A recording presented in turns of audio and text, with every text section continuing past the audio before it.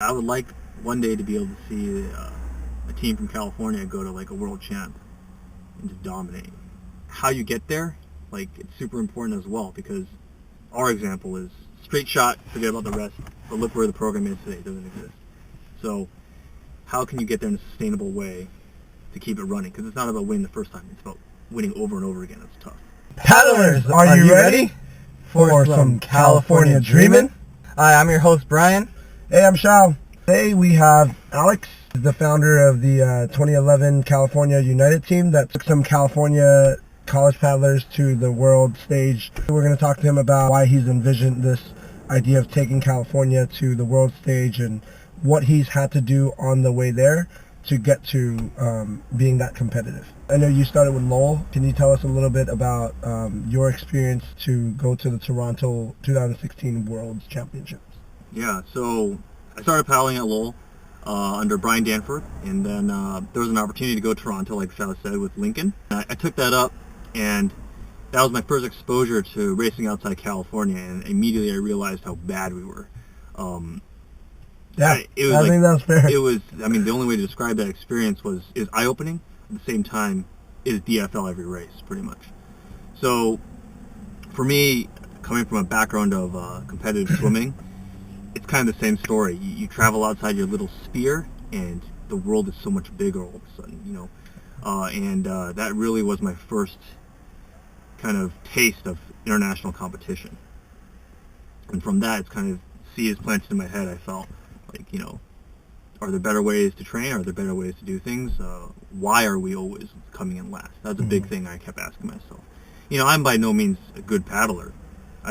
Somehow I made that team, but I'm not saying I'm the best, but when I was there, I felt like even worse than I was. So that was my first run. Then I went to UCLA with Shao, and then raced for UCLA for 4 years. Came out of that and decided I was going to try out for Team USA again in 2011. This time it was for the U23 category, and that was under Les Hopper. It was a composite crew from East Coast and West Coast, and we went to Tampa to compete. And again, it was kind of the same situation. Things were not so great results-wise. For a lot of the paddlers that went, it was, you know, repeat of my Toronto experience, eye-opening. You get to see the world stage and get to feel what DFL is like every day for 5 days, but that's a story for another time. So after Team USA, I decided I was going to try to do an experiment, so to speak, because I saw a lot of repeating patterns. Every time a California team steps outside of the boundaries of this state, we don't perform as well as we can. That was my opinion. And I felt like I needed to address why that is, and I need to figure out for myself if we could actually compete at the world level, if the caliber of a paddler in this state could do that. And so I decided to start my own team. And eventually went to Italy and competed. You wanted to see if California could be on that level, and you were saying, like, you know, you have to figure out why is it that we aren't on that level. Do you feel like you have some pretty good answers now? Is that gap that you see? I don't want to say we don't train as hard as everyone else does, because I don't know that, you know, but from my perspective, and this is a very SoCal perspective, and you're talking about UCI, UCLA, UCSD, it was more of an exposure issue. They didn't know what it's like to be a hardcore athlete. Now, that to me in itself has its own definition. It's about double practice. It's about going out as much as you can. It's about doing things on your off time, eating right. Those things were not things that at UCLA or UCI or UCSD those kids thought about. And you know, you're in your 20s. This is the peak of your sprint life. That's the time where you're supposed to be thinking about stuff if you want to race high level. So a lot of it was just like they didn't know that Dragon Boat can be like that. A lot of it for them was recreational. And so that first crew that went to the U23 in 2011, those UCLA kids, those UCSD kids, they saw it, and that kind of, you know, same as me, planted the seed in their head. Like, there's much more to this. I want to talk about your idea of exposure and how Dragon Boat athletes in specific do not know how hard other athletes, like football athletes or any other legitimate sport train. And I think like a lot of us share this dream of when can Dragon Boat become a professional sport.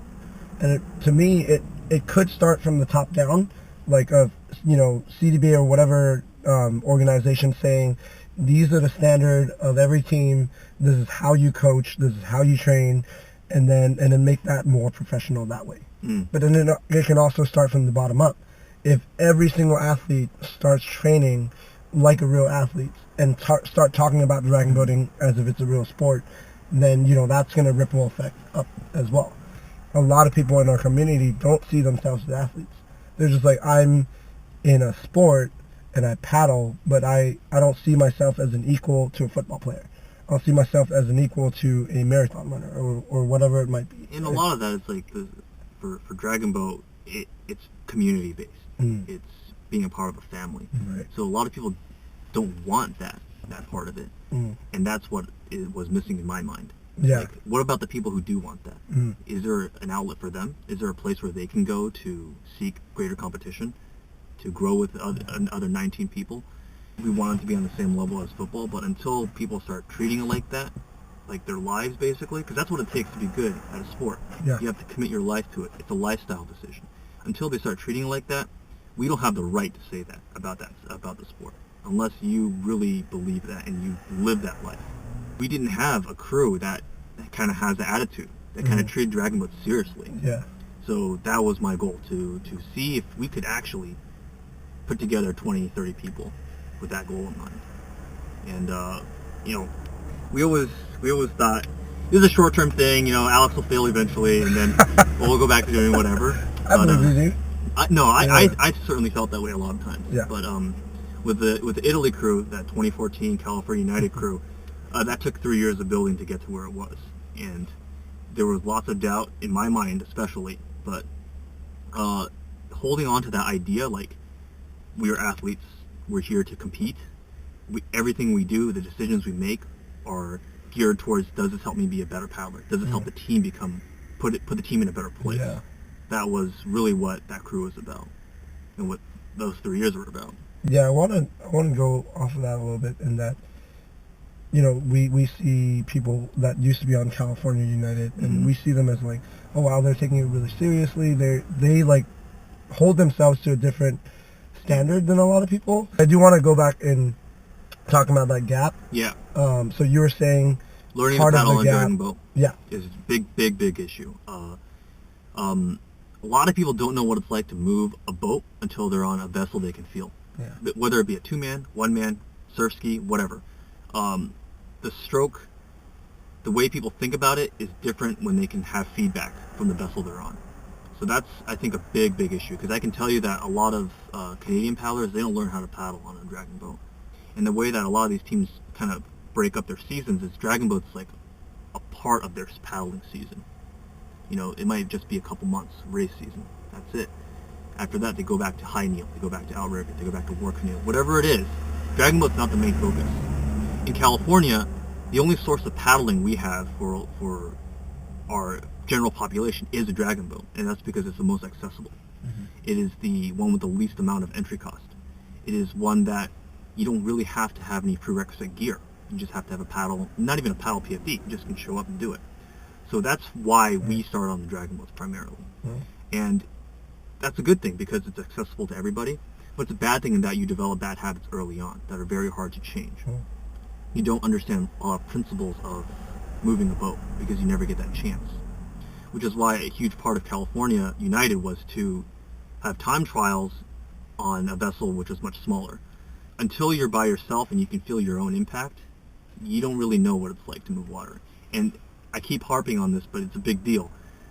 A lot of the concepts you teach on the water about rotation, leg drive, all that, it doesn't matter if they can't see the light in the tunnel.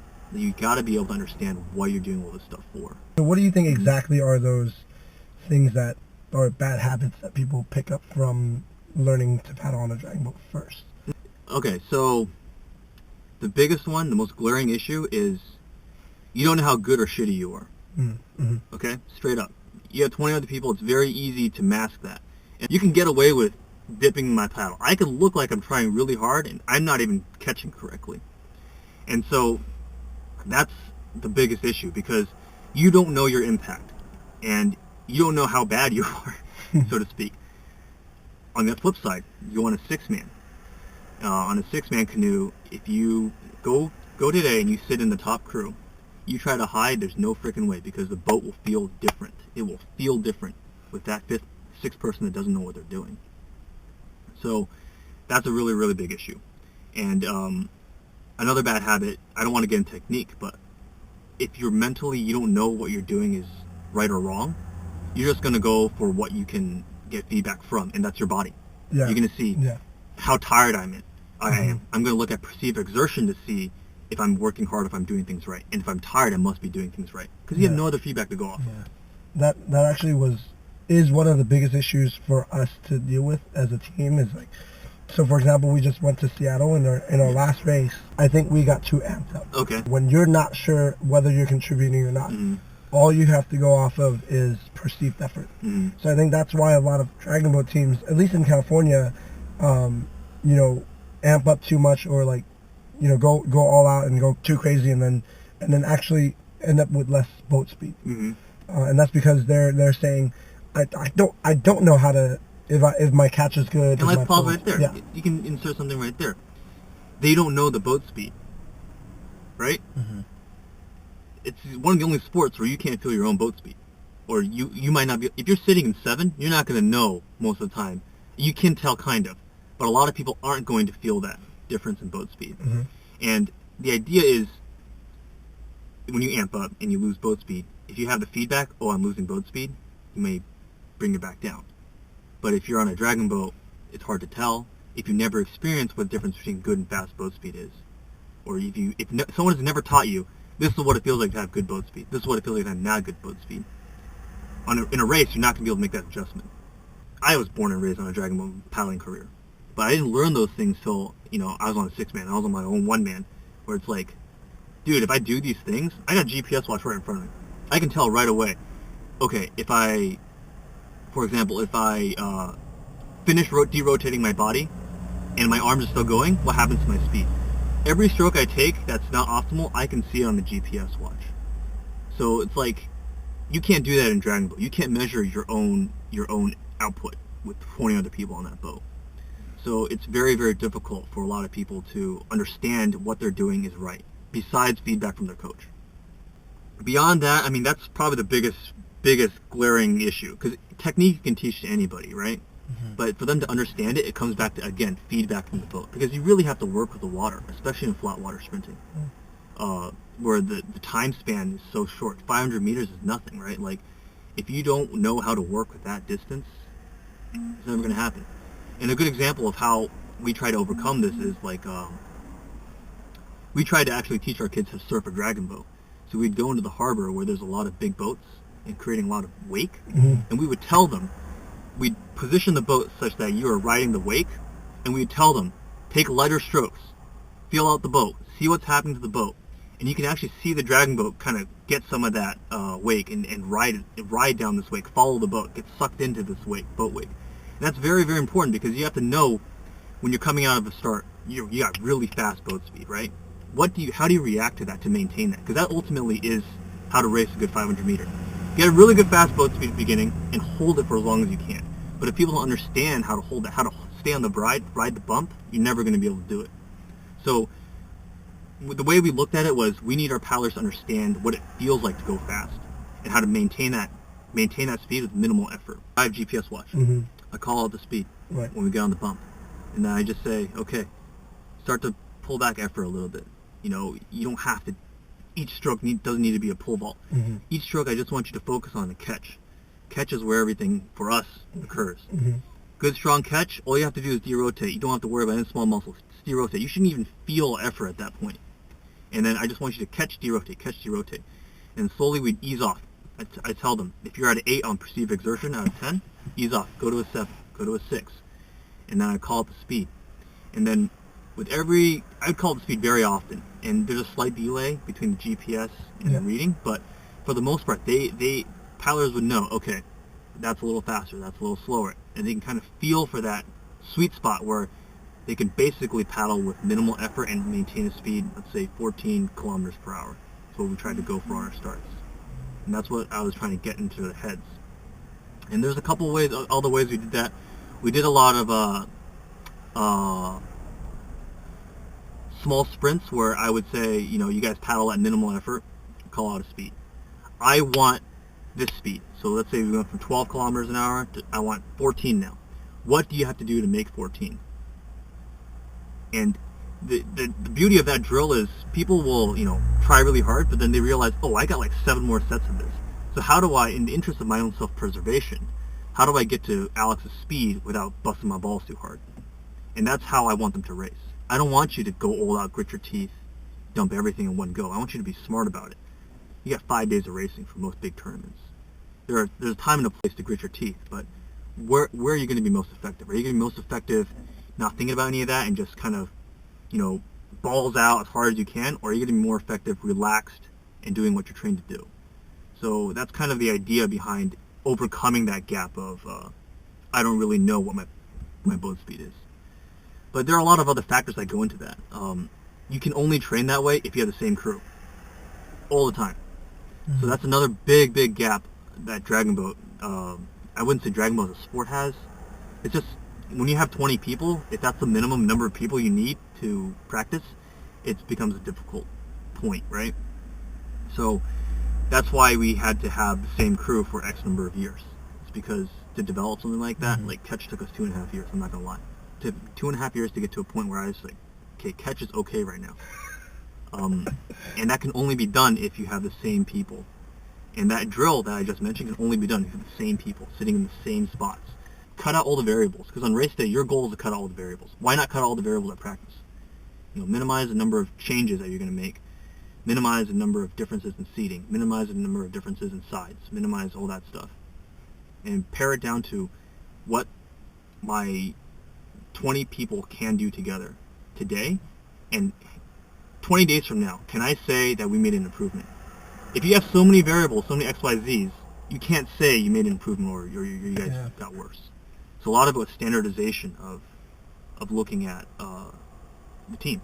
The only one true way, and this is the third point I want to make about why there's a gap, is you have to look at each paddler individually under the same conditions. And that is weight classes with time trials. So in the time trial, where I don't even want them to steer, which is why I picked the 2-man. 2-man, 300 meters, because that way you don't have to worry about anything but paddling. Now, people are going to argue, well, you paddle different on a 2-man, you may do things a little bit different. That's fine. I'm okay with that. I'd rather give up that point than not have a standard way of looking at my paddlers. So I mentioned another important thing, which is weight class. Different people, different body mechanics, different sizes. Someone who's obviously bigger, stronger, at 185 pounds is going to have a much different impact on a 2-man boat. Someone who's 115, a small girl at 115, she's going to have a way different impact. But you have to weigh those two scenarios and to look at them differently. You can't look at them the same way. Now, that was a bad example. I used a girl and a boy. Yeah. But let's say 2 guys. I'm always the smallest guy in every team I'm on. You have to look at my time with a certain different perspective than, say, a really big guy's time. Because they move the boat differently than I do. But that doesn't mean I'm less of a paddler, because if you want to look at power to weight ratio, things like that. So that's what we did. We really tried to break people up into 3 weight classes. And we looked at people that way. And what we would do is we'd break up our paddlers into 3 weight classes, like I said, and we'd look within each weight class themselves. And then from there, it's like, okay, the average of this was, say, like 150 or something like that for the heavyweights.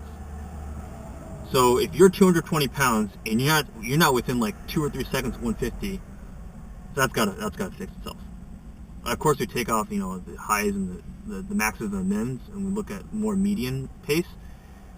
And the goal is to really have your median move down, right?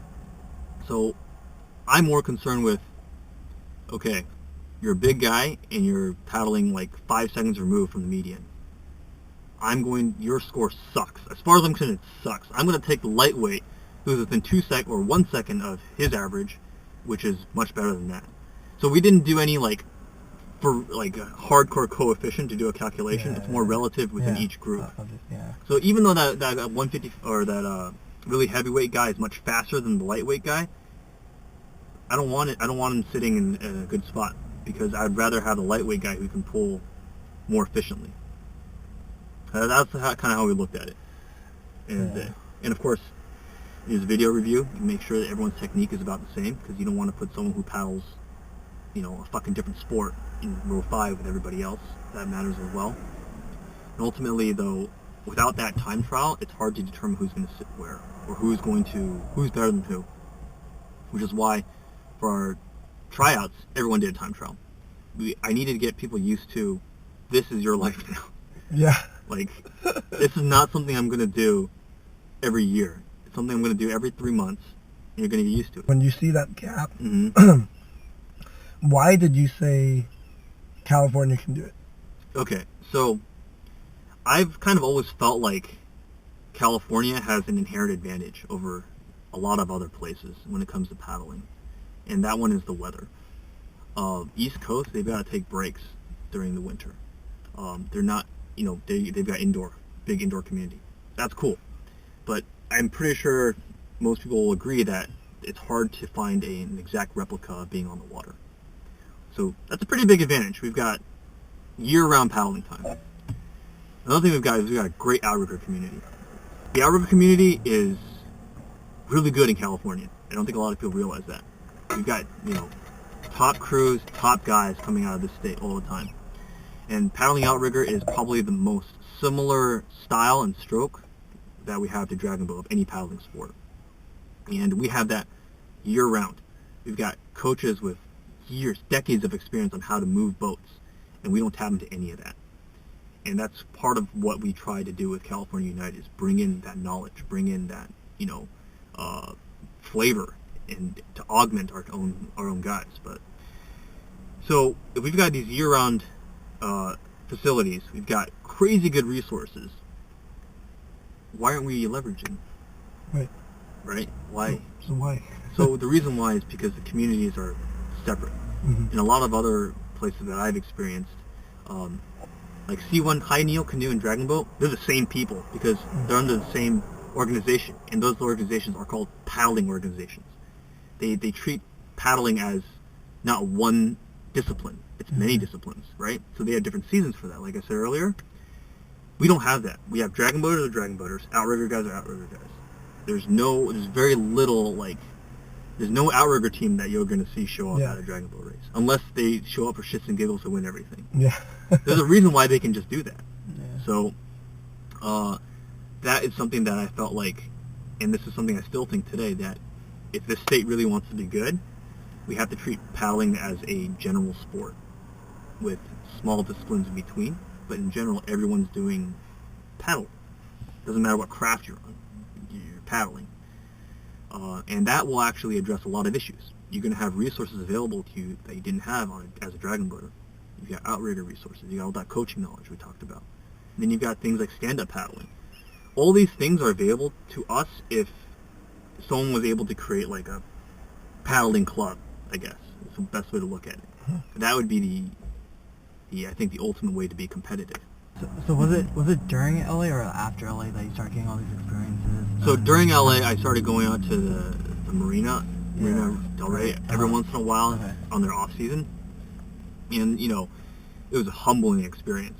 The reason why I wanted to get more paddling time was what I just said, more paddling time, because when you look at it, how competitive can you realistically expect to race against the world's best if you only practice Saturday, Sunday?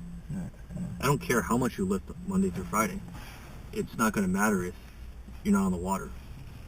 So, it was our goal to look for more water time. And that's when we're like, oh, there's an outrigger team here. And so they put, a bunch of us, a couple of UCLA guys all on a boat. And we knew that we could paddle. But the first clue that we were awful was, shit, we're only really good on one side. Yeah.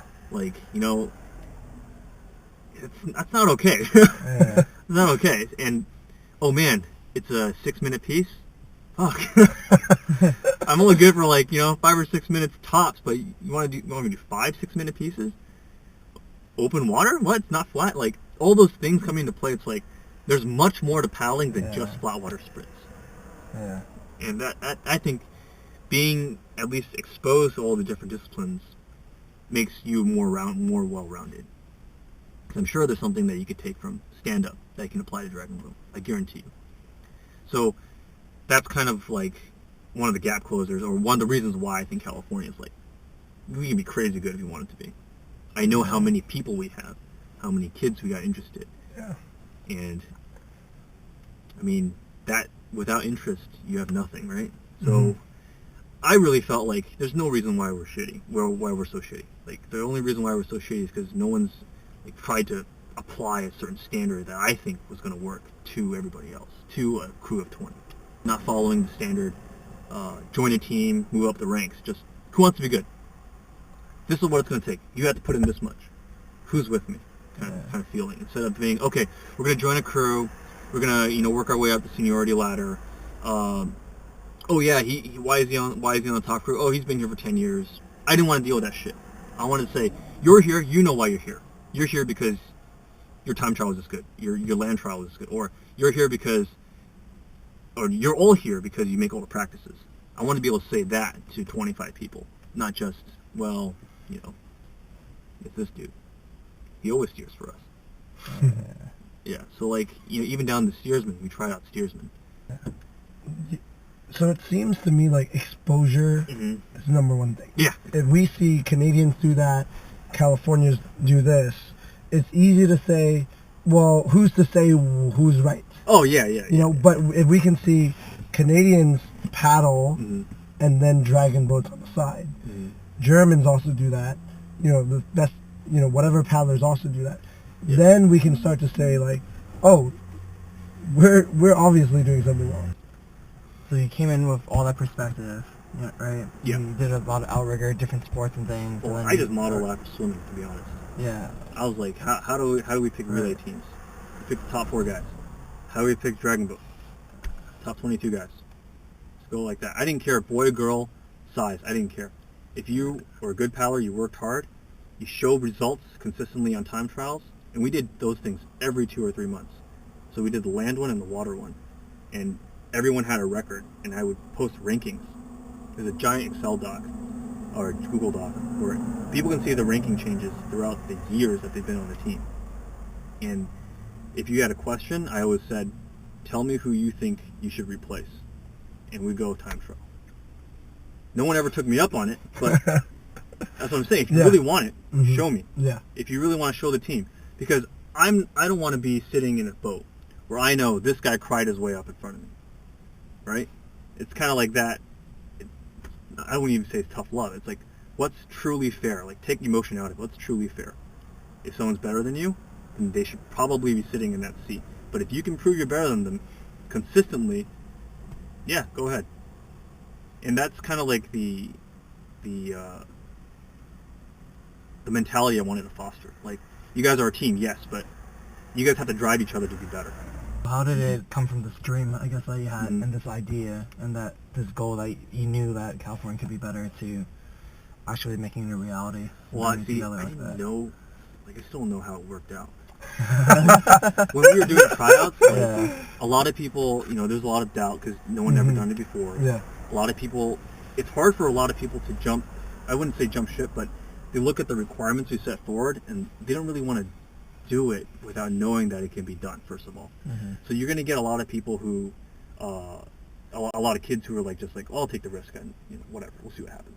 And a lot of those kids came from UCI. A lot of those kids came from UCSD, a couple UCLA guys, but most predominantly in SoCal it was UCI guys. And as we trained them, like day one, you look at their day one time trial, and you look at their 3-year later time trial, like at that point, all the way up to before Italy, I was like, I don't know if we can do it, But then when I saw the differences, when I would go back and review, and I sit down and review with them too, they look at the differences, I'm like, okay, it can be done. Like, it might have taken 3 years, but having consistent program, consistent coaching, consistent people, that it can happen. And that's when I was like, all right, when Italy comes, just try not to get DFL. We're good. I think what we're trying to get at is like, you saw the gaps. So what systems and structures did you put in place so that you can fill in them? Time trial, first of all. Land and water. So the land one was your favorite. 3 minutes on Earth for distance. And the only difference there is we use drag factor. Yeah, okay. So we don't just set it to 10 or 5. We say, actually look at your machine and figure out your drag factor. Clinics. So this is actually the backbone of how we did it, is if you have a composite team, I felt like the main weakness of a composite team is you guys never train together. You guys just expect to show up on race day and literally pray for the best, right? So I didn't want that. I wanted a composite team that trained together. That was kind of like our tagline. So every 2 to 3 months, we'd set up a paddling clinic. And these were tryouts / the team comes together and practices. And these are 2 to 3 day, like, just camps. Everybody would come. Everyone's required to come as well. And the first day or so, we do all the time trial stuff. With that out of the way, we get on the water, technique, video review, racing stuff, all in one go. And then the paddlers would disperse to their regions, and then we have regional practice. So all of this, the requirement was you had to be a part of a Dragon Boat team or an Outrigger team while you were on our team. We were not going to be your meat and potatoes. We were extracurricular. And the lastly was attitude. And this was the hardest one to instill at some points because we needed everyone to understand that it's a competitive team. It's not going to be, we're not going to come to clinic and have icebreakers. We're going to come to clinic, you guys are going to get dressed for practice. When you go to a race, the mentality you should carry during a race. Race day mentality was something we had to work really hard to instill and to train our paddlers to do. Because a lot of them, they raced off of emotion. And that was like, even on race day when we went, we had to deal with that. And that was the hardest thing to gap close. Because, like I said, a lot of them they didn't have a true athletic competitive experience before. And when you got those nerves, like it's really hard to do well. The mentality needed to be kept throughout the year as well. It's not something that, there's a clinic coming up, I better just, pretend like I'm doing shit and then show up and do well. Like, it needs to be something they carry throughout the year so they can be consistently better. It was time trials, clinics, and mentality. Yeah, mentality. They have to know that, I'm doing this for what. So we want to go to Italy, but are we even going to qualify? So we had to look maybe about 5-6 months in advance to see what landmarks they're going to be and go for those. But for a paddler, that's tough because Alex is asking me to bust my balls extra 8-10 hours a week. I don't even know if we're going to end up going to where he says we're going to go. So it's almost like you guys have to believe that what you guys are doing is going to have some results. And as the paddlers keep paddling, I'd like to think that they believe that. Yeah, but isn't that the number one mentality thing that you kind of have to get them to fix? Because anyone who's fighting to be in the Olympics don't know if they're going to be in the Olympics. Yeah. In order to be a champion, you have to have the audacity to believe that you already are. Yeah. Before you get there. Yeah. That obstacle of not knowing whether you're going to be there is inherently a training for the mentality. It shouldn't even be something that they're scared of. It should be something that drives them to be better. For a lot of the kids, when they first started, they had no idea what they were getting into. But for some of them, I feel like they've been doing it for long enough. It's like, well, if they stop now, it's like I wish I had time. Yeah. So, can you tell me a little bit more about clinics? Clinics, yeah. Because I asked because when I first learned about how you guys run clinics, I was thinking, why can't this just be how Dragon Boat practices are like? I mean, of course, it can't be a 3-day whole weekend format, but at the same time, I really think a lot of the things that you guys did in terms of structuring practice could be utilized by more teams. Our clinics kind of evolved as time went on. In the very beginning, they were more like building interest type of clinics, right? We needed to offer, as much as these paddlers were younger and college, you still needed to get their buy-in. We still needed to literally sell them what we're trying to create. So in the very beginning, Will and Les, they were actually giving lectures on what it means to move a boat. Literal lectures with PowerPoint, all that shit. So the idea was to begin by easing them into, okay, what you know about paddling is a small part of what there's a big world out there. And these are some things you might not have known to kind of draw their interest in. Now, as we started to get more interest, we started running tryouts, and those clinics became about like, let's put them in a boat, see what happens. Put them on the 2 minutes, see what happens. And then eventually, when we started to get a more solid base, it was, and I think that took about a year of kind of lectures and, tryouts. Mm-hmm. About a year of that, we got a core of about 30, 35, and then we started just hardcore, you come and you practice. Saturday practice from 8 to 10 a.m. And then 10:30 to 12, we're going to do video review. The lectures and video review, those aren't going to be valuable at every practice. I think it's more of a periodic thing you need to throw in there, but you're right. I don't see why it can't be part of someone's program. For us, it was the only time we could meet. So that's why I try to condense it and make it as worthwhile as possible. I find so many teams are like, well, we have so many weeks of practice, Mm-hmm. we're going to have to spread it out. But you were put in this really interesting experiment where you only had this many hours. Mm-hmm. So you're like, how can I fit everything in those hours Mm-hmm. that I don't think a lot of Dragon Boat teams do? Because what you're trying to do, like kind of what we try to do as coaches on our team, is we think about how do we offer the most value Mm-hmm. within the time that they're here.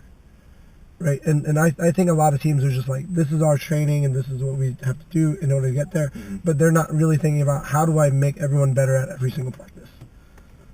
I think that's kind of what you were able to do, is like, how do I offer the most value at every single practice, Yeah. depending on what time it is. Can you tell us a little bit about, like, in the beginning of that piece, what were some of the main kind of slides or the things that probably made the biggest difference for people? And then later on, when you guys were training more, clinics were more about paddling together, how did you guys structure that Mm-hmm. so that it gave people feedback? Like, what did you guys do in video review? Yeah. How did that help? So, earlier I was talking about how if you learn to paddle on a dragon boat, you can't feel feedback. Mm-hmm. So to overcome that, we came from the instructor perspective, like teaching them, trying to just teach them what it means to move a boat, how to move a boat. So literally a slide of a small child on a barge, and one foot is on the dock, and he's pushing the dock.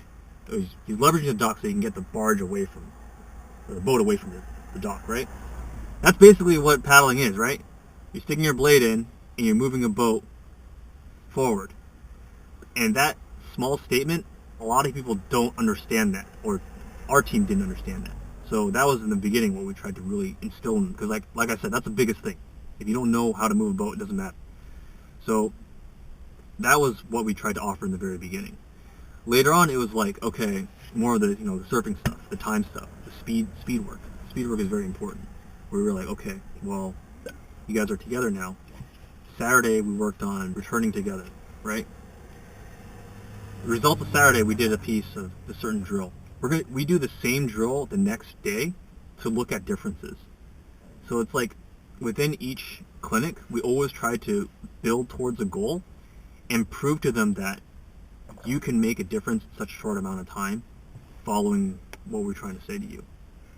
And I think that achieving something in each practice is very, very important.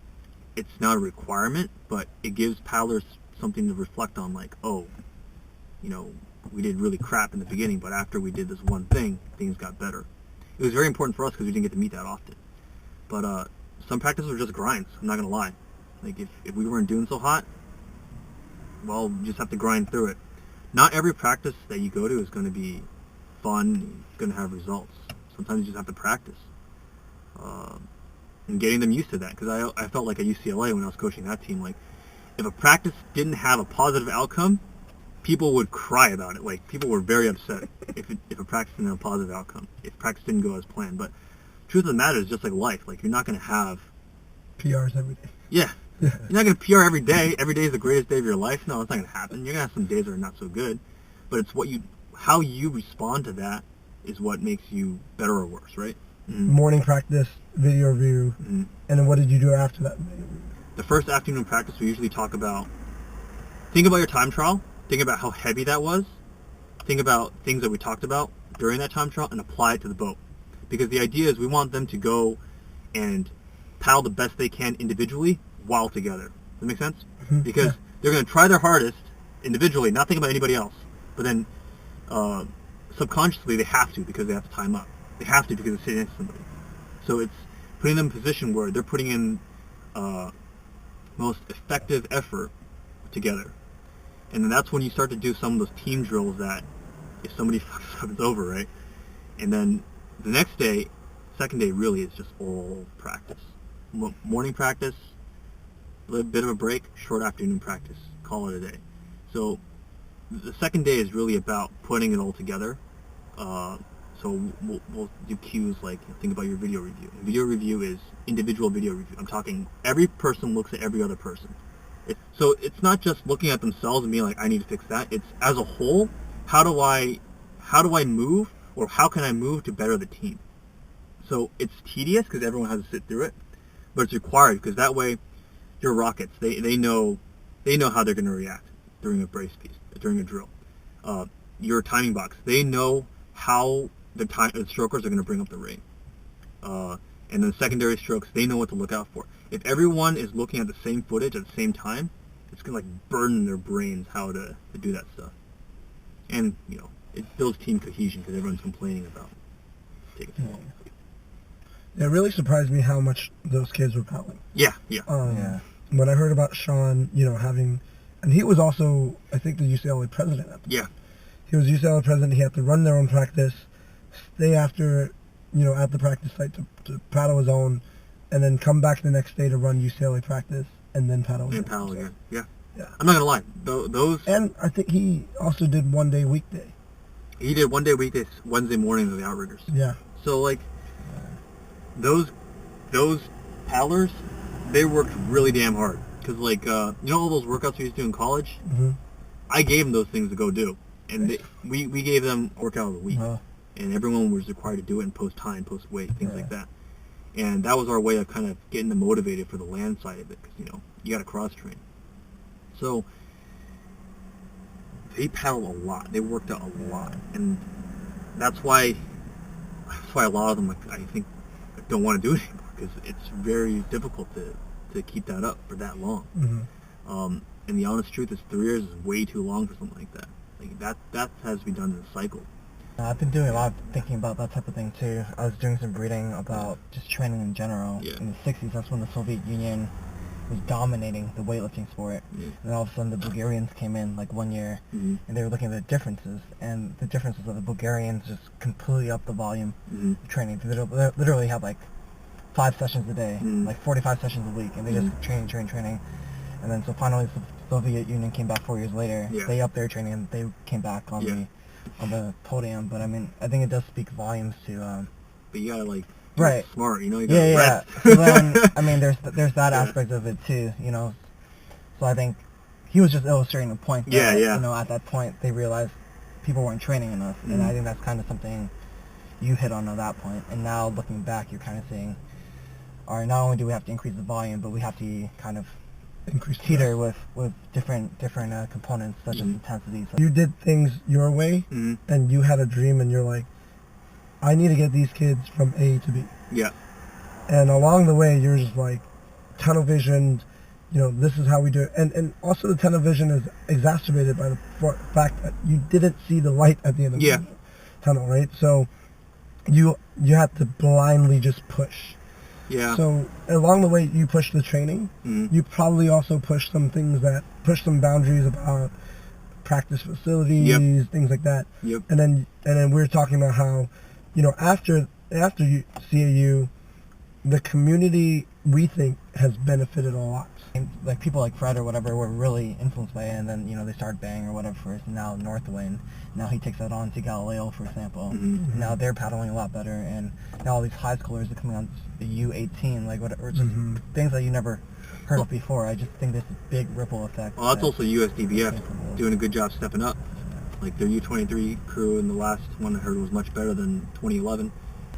The experiment, California United, was mostly see if we could do it, right? Like, and as soon as we figured out that we could, it's like, okay, well, both bets are off, let's go do it. Yeah. We didn't really think about how it's going to impact the community, how we didn't think about I didn't think about the longevity of the program, because I honestly didn't have the energy for that. And that's why it's not still running today, because I didn't set up any way for the system to keep going unless I kept running it. It's like, if I could have done it differently, we would have to kind of step back and build more before reaching that high. At the same time, though, what I didn't want to sacrifice is how far we could reach for some sustainability. So it's kind of a balancing act, and that's the way we decided to walk.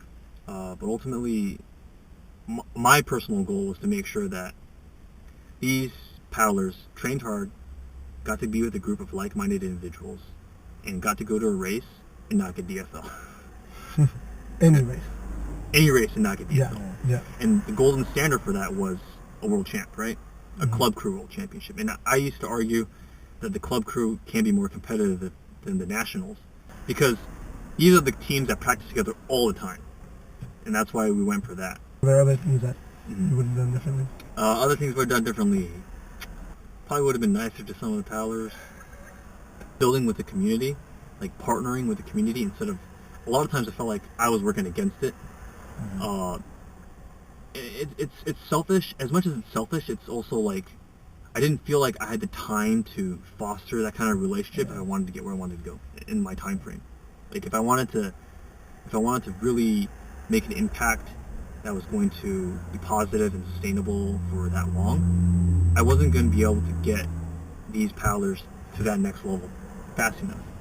And at the same time, I didn't want to do that because it would have kind of wasted their time. I didn't want them to be the trial run that kind of failed and forgot about it, and the next run will do better. That's kind of how I felt about the 2011 USA team. I was like, we were at the trial run, and I felt like almost betrayed sometimes. But the truth of the matter is, everything needs to have a first try. I just didn't want California United's first try to be a failure. Yeah. So I did everything I could to make sure that at the end of the day, when they went to Italy, they could come away with, I had a good experience, not just with the team, not just going to a foreign country, but also racing. I didn't feel like we were totally outclassed. We were outclassed, but we were lucky. We were like middle of the pack, which is not something that, you can say most composite crews that go to that race. And like, we by no means did we make grand finals, but we were just off of it. So being able to say that means that it validates all that work these guys put in. Yeah. And that was my main concern, really. Like, I put you guys through hell. I know I did. Like, I didn't even want to do those workouts. You guys did them, and that's your reward. And I wanted to show them that it can be done, but you have to put in that much hard work. I don't think anybody, not even me, we need to understand how much work it was going to take. You have to do that much work because we're, in a sense, doing some catch-up. Yep. Right? So, but now that they're there, it sounds like they can actually be better than any team out there if they continue. Well, yeah. I like to think that. I'd like to think that they understand what it takes to be good. Yeah. And that's all I can give to them, right? That's all I can give to somebody who wants to be an athlete. Yeah. Here's the requirements. Now, you don't have to do it the same way we did it, but you understand at the end of the day, the intangible hard work that's going to take, you kind of got a taste of it. If you want to go to this race, understand you're not going for fun. You're going to put in work for it, and it'll be fun if you meet your goal, right? Yeah. And for a lot of people, that's not a risk they're willing to take. And I agree with you. This is something you do on the weekend. This is something you do to have a sense of community and fun. You don't want to make it stressful.